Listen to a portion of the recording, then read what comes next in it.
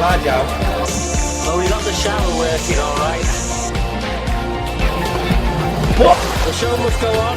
There it is. So we found the tree. Look at it. Have a nice day.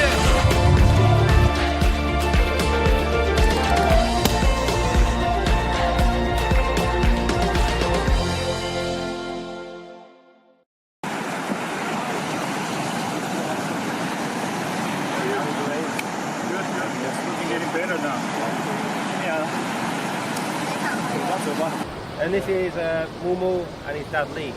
Hi. Lee, can you tell us about your routine every day, what you guys do?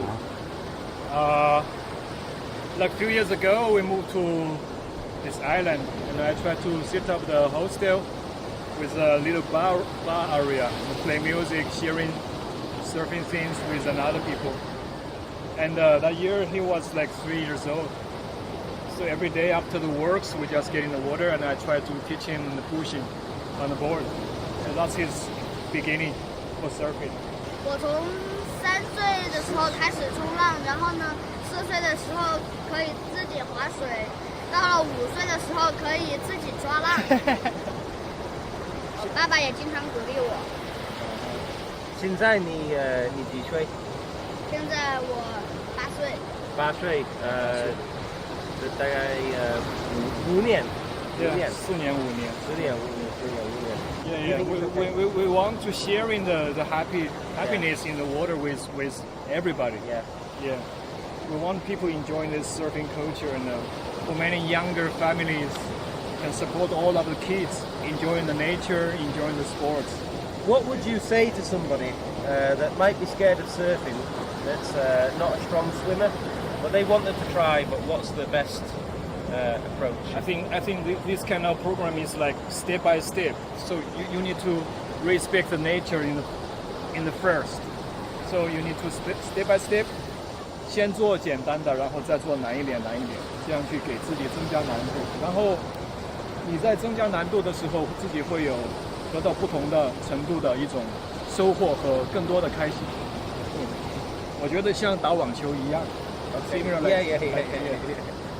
You get improving, you get more happy, and you want to do more. Yeah. Okay, thank you, Lee. Thank you. Thank you very much. Thank you very much. 谢谢，你别跟他们说谢谢呀。好，谢谢，谢谢大家，谢谢。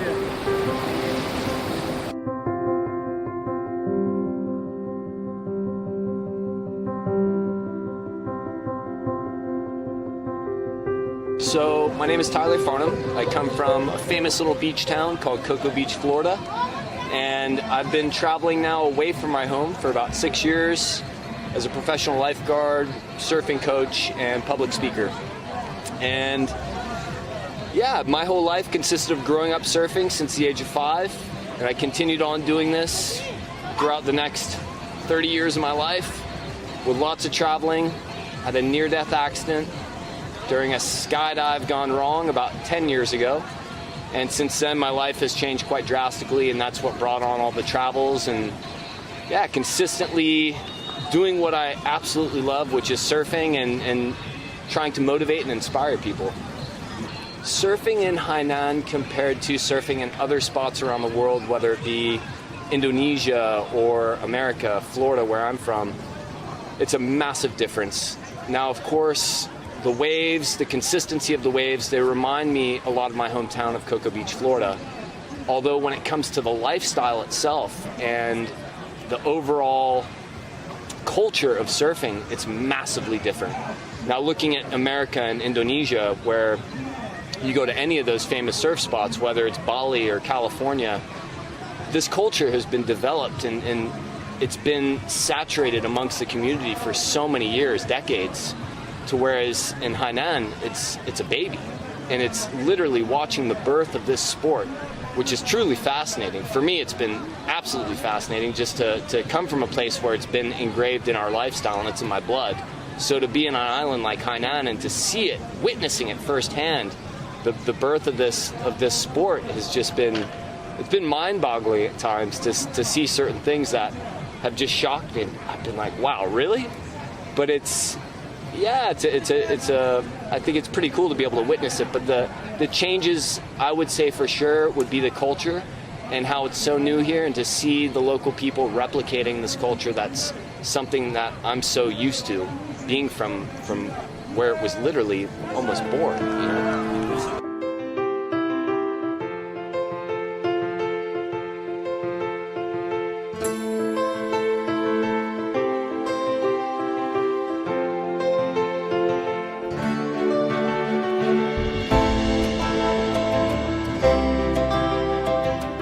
It's movie time. I think we're gonna watch, well, not movie time. I think we're watching Blue Planet.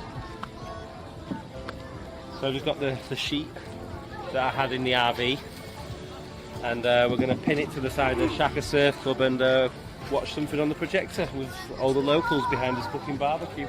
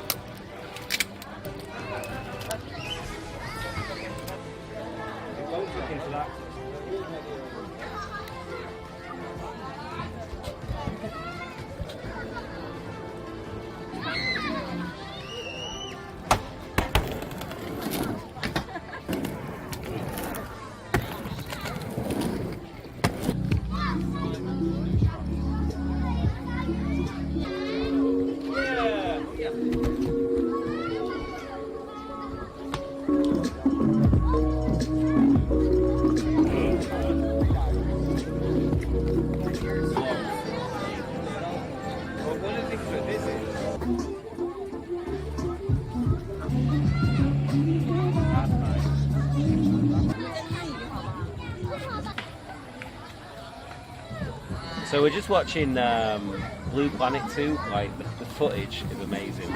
I'm watching this and I'm like, one day I want to shoot something like this. It's the best footage you'll find. Blue Planet 2. I've seen the first one, it was excellent, and this one is even better by the looks of it. It's really amazing. The photography, the cinematography, it's just a great show. It's kind of where we aspire to be, isn't it, as videographers? One day, if we can produce something like this, I'd be very, very happy.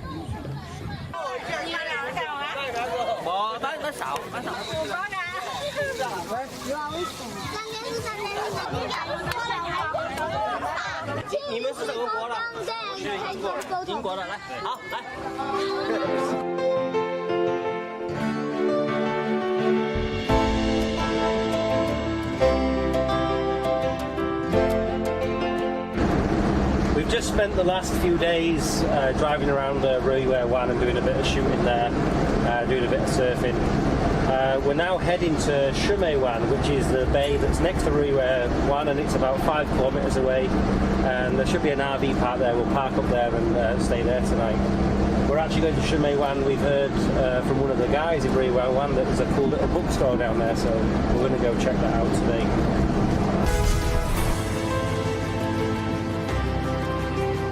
Looking where the bookstore is actually.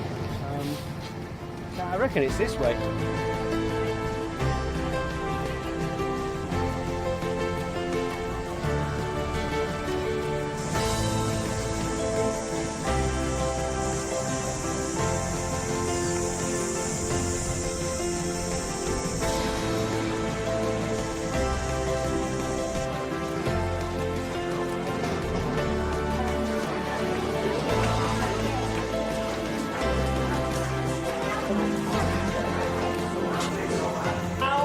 Noodles?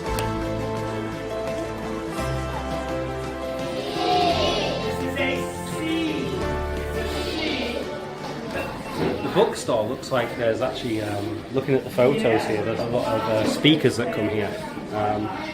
Today there's an English one going on, but there's a lot of Chinese people here speaking on the microphone. I'm interested to find out more actually. Maybe we can speak to the guy Bill afterwards and see what it's about.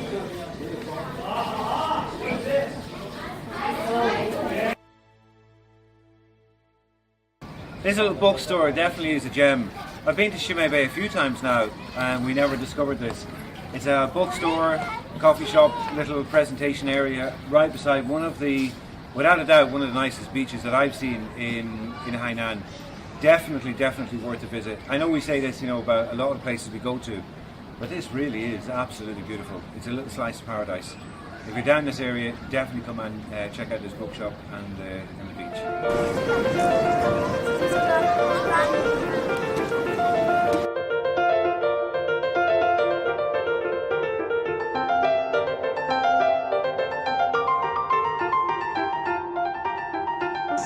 Sure, I'm an American. I've been living on Hainan for the better part of 5 years.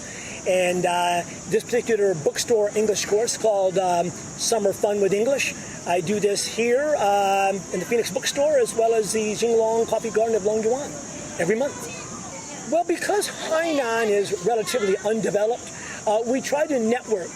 Jack, who's the manager here of the Phoenix bookstore, we try to network with schools and places here in the semi-rural areas. They don't have access to hearing good English, especially in a live format. So we try to perpetuate this for a lot of the students here, our primary school students, and sometimes we'll also do some of the junior high school. So why did you choose Guangdong to settle down? Well, here's a plug for Wanning and Hainan. The biggest secret here that we have on the island is Wanning is queen of the Gold Coast. And the Gold Coast is a stretch of beaches from basically Sanya up to Haikou. We're right in the center. The weather's always perfect here. The people are wonderful. There's absolutely nothing negative about Wanning. So if there's such place as paradise, the place we go before we head to heaven, it's Wanning.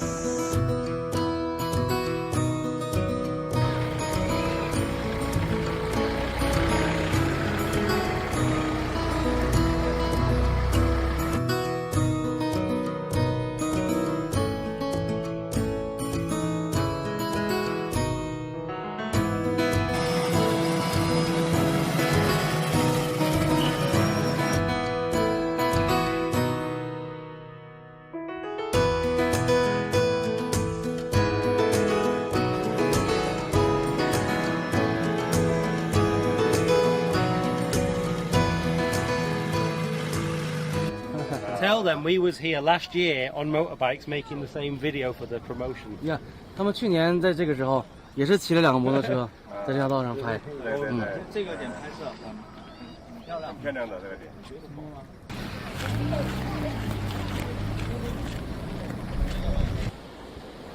We just seen the guys over there with the motorbikes. I think they've come from Guizhou to Hainan, and it's funny because this time last year, me and Patrick was actually in this exact same spot on the motorbikes, doing some filming to help with the promotional video for Hainan. So it's kind of our one year anniversary since then.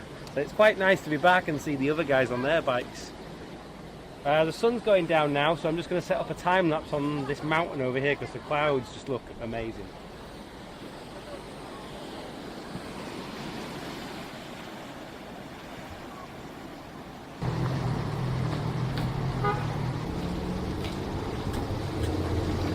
The best time lapse, well, one thing I've wanted, and next we're actually going to Lerdong, is what we're doing now is just the tops of some mountains around sunset, and the clouds are just passing over the mountains. It's just one of those shots, and I think many videographers, photographers have these one shot that they always want to try and get. And for me, this is one of those, and if I can get it, I'll be really happy.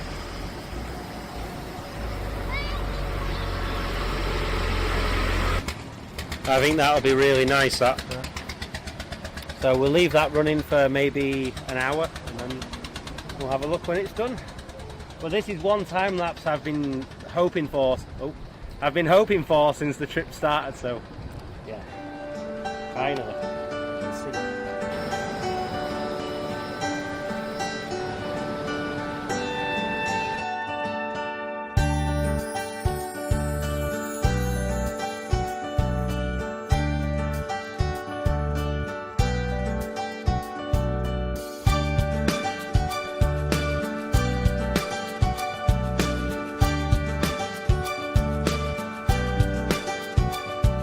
We we just arrived at Xinglong Tropical Garden, which is about 10 kilometers away from Shumeiwan and about 15 kilometers away from Ri Yue Bay. It's actually a year ago around this time that we was here shooting before, wasn't it? Yeah, we met Mr. Jun. Mr. Chung, yeah. Last time we wasn't able to get an interview, but today we're hopefully going to try and catch up with him and have him share his thoughts on the tropical garden. So we're going to go have a look inside so we can find him now. There's 2 or 3 different sections to the tropical garden, so if you come here, depending on how much time you have, do check out and ask which one is the longer and which one is the shorter walk. Because you can spend, it's quite large, you can spend quite some time actually getting around it. So today we have a look.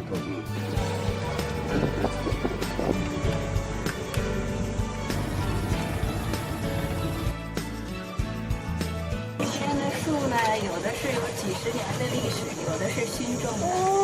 有很多热带植物在这个热带雨林地区，它会自动生长，但是刚开始的时候必须人为干预，才能让这个森林的结构更丰富一些。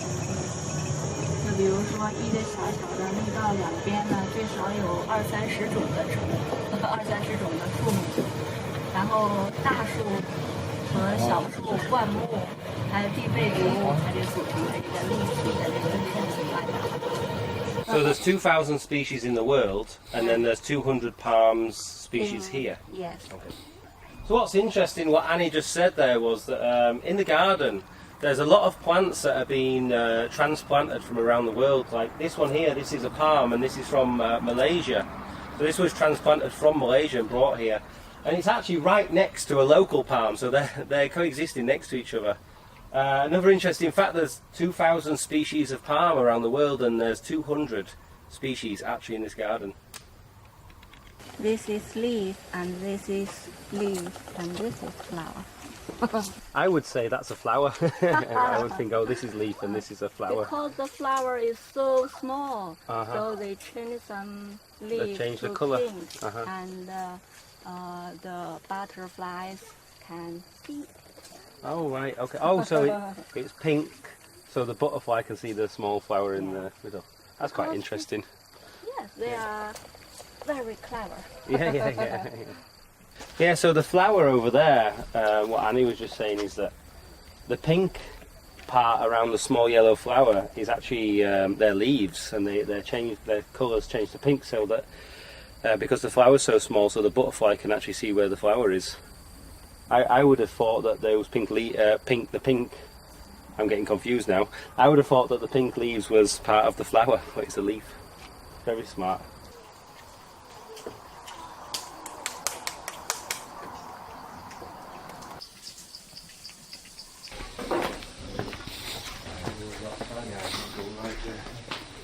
Hello, I'm Jake. You can call me. Good to see you again. Thank you. Yeah, okay. Yeah, the Xinglong coffee. Is it strong? No. I had one before here and it was really strong. I was like, oh yeah, thank you. He said don't make it too strong. Yeah, we've had the Xinglong coffee before, and sometimes it's nice, but sometimes there's some that are quite strong, and you'd be like this the rest of the day. You want to make sure you have a good lining on your stomach before you drink it.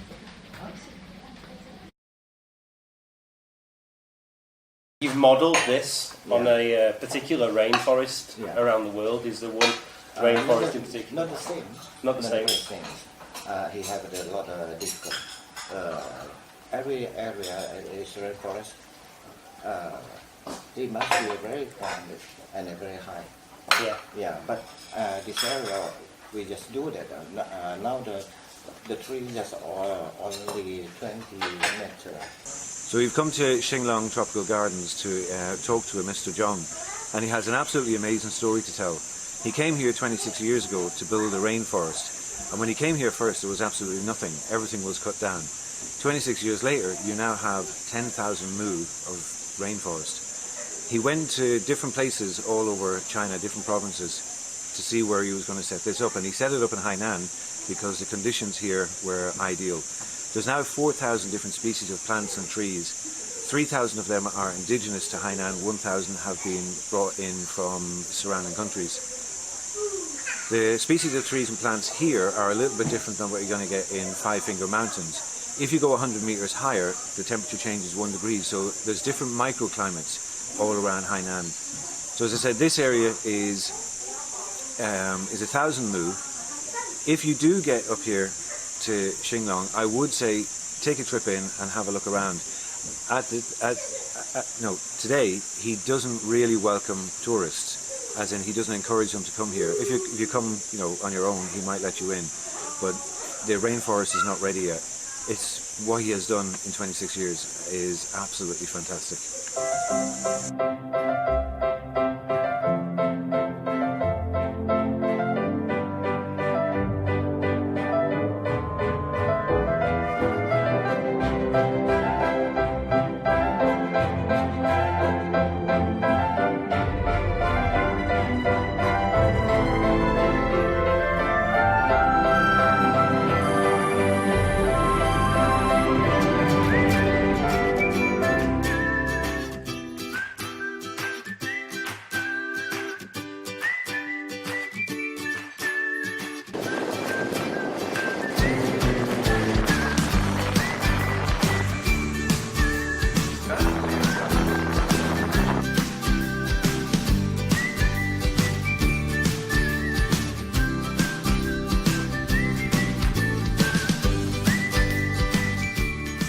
To the Xinglong coffee plantation. We've been here before.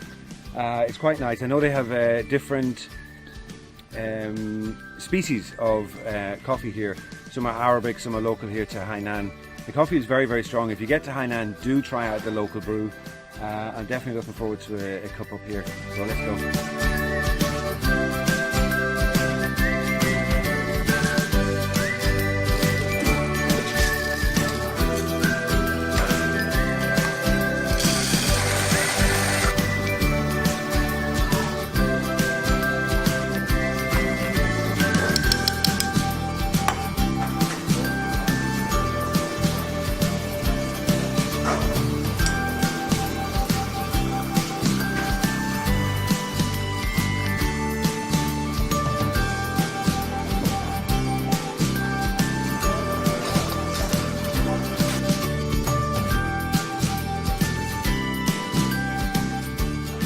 So we've come to Xinglong coffee plantation this morning for a much needed cup of coffee. The coffee you can get here is called Long Yuan coffee. It's a family owned business on 10 hectares or 150 Chinese mu. It's organic, it's fair trade, and they have sustainable agricultural methods here. The reason that they chose Xinglong is because there's supposed to be a good balance here between sun and rain, and also the soil offers good drainage here because we are on the side of a mountain. If you come down here, it's definitely worth trying the local brew. I really like it, but it can be very, very strong and it can take you by surprise. If you're not a coffee drinker, take care. 1 cup's enough. It's good. So you got your little present?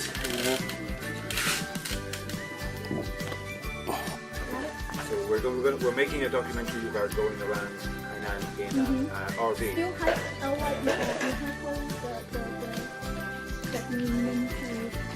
have we started in Haikou, and then we went to Ri Yue Bay, Ri Yue Bay, and Xinglong. Okay. Because a few days ago, you know the Bill Gaylord? Yes. Yeah. He's my friend, and he mentioned it that I see the vehicle over the park. I know I understand it. Yeah, we met him in a bookshop in Ri Yue Bay. So she's a good friend of Bill Gaylord. Yeah, my friend. Okay. Cool. We was here last year. We're just discussing if it's the green ones or the red ones that you pick. But this is a tree where the coffee beans come from. If you've never seen one before. I think there's Robusta, Arabic. Oh yeah, Robusta, Arabica or something. We really need a professional, don't we? Where's your notebook? The paper that they gave Was it you? in there? Yeah, of course. It's You can take a bite. You can bite it. Yeah, a little bit sweet. It does taste a little like a cherry. It's like a small cherry. Yeah. And let's say a tree like this one. It's how much coffee could you get from this tree Maybe in one yield, in one harvest? 10 kilograms. 10 kilograms in one harvest? Yeah. Wow, that's quite a lot. Yeah, but Yeah. dried it and then roast it, maybe less than that. Yeah. Is there, when you're drying and collecting the beans, is there a failure rate with the beans, or is every bean successful? Oh no, they have the better one. We need to pick up and throw away. Okay. Yeah, I've learned something new about coffee today, so thank you very much. Oh. I think we'll keep picking here, and then we'll give you the beans later. Thank you very much. Thank you.